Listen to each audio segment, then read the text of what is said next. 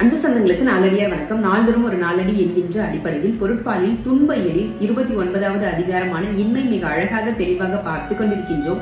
முந்தைய பாடலில் துறவு நிலையும் உயர்குடி பிறப்பும் உடையோர் ஆயின் வறுமை இல்லாமையே பெருமை தரும் என்பதை பற்றி பார்த்தாயிற்று. அதனைத் தொடர்ந்து இந்த பாடலில் சமண முனிவர்கள் எதை கூறப்போகிறார்கள் என்பதை பற்றி பார்க்கலாம். நீரினும் நுண்ணியது நெய், நீரில் நெய் மிதக்கும். நெய்யை காட்டிலும் நுண்மையானது புகையாம். நெய்யிலும் நீரிலும் ஆவி புகை மிதக்கும்.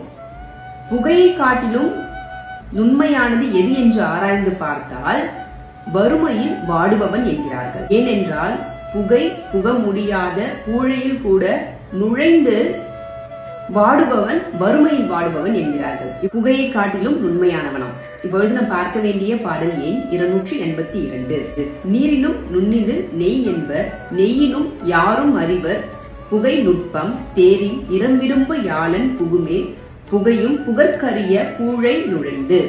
வறுமை துன்பமுடையோன் மிக மெல்லியவன் ஆவான் என்பதே இதன் பொருளாகும். நாளை சந்திப்போம். நன்றி, வணக்கம்.